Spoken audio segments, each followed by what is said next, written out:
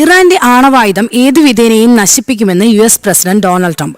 Iran ലോകത്തിന് തന്നെ ആണവ ഭീഷണിയാകുന്ന സാഹചര്യം പൂർണ്ണമായും ഒഴിവാക്കിയെന്നും ട്രംപ് അറിയിച്ചു.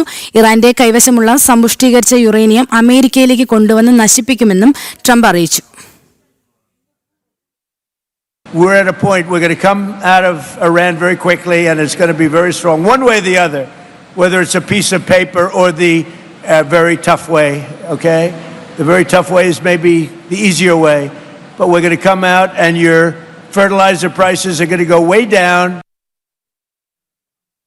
വിവരങ്ങൾ നൽകാൻ ഐസൻ ജോസ് ഉണ്ട്. ഐസൻ, ഇറാൻ ലോകത്തിന് തന്നെ ആണവ ഭീഷണിയാകുന്ന സാഹചര്യം പൂർണ്ണമായും ഒഴിവാക്കുമെന്ന് ട്രംപ് അറിയിച്ചിട്ടുണ്ട്. മറ്റ് വിശദാംശങ്ങൾ?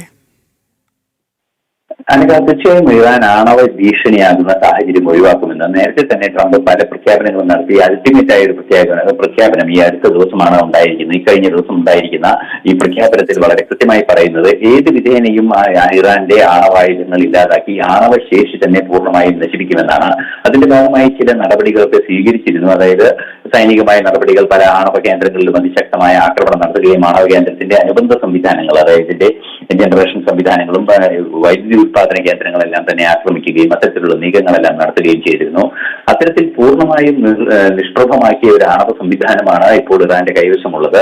അത് സമ്പൂർണ്ണമായി നശിപ്പിക്കുക എന്നത് തങ്ങളുടെ ലക്ഷ്യം തന്നെയാണ്. അത് ഏതെങ്കിലും തരത്തിലാണ്, അതായത് ധാരണ, പീസ് ഓഫ് പേപ്പർ എന്നാണ് അദ്ദേഹം പ്രയോഗിച്ചത്. അതായത് കടലാസിലെ ഒരു ധാരണ വഴിയോ അല്ലെങ്കിൽ അതിശക്തമായ വഴികളിലൂടെയോ ഏതാണ് പ്രായോഗികമെങ്കിൽ ആ പ്രായോഗികമായ വഴികളിലൂടെ പൂർണ്ണമായും ഇല്ലാതാക്കുമെന്നൊരു നിലപാട് ആവർത്തിക്കുകയാണ് ട്രംപ്. നേരത്തെ തന്നെ ട്രംപ് പലതവണ വിശദീകരിച്ചിരുന്നു.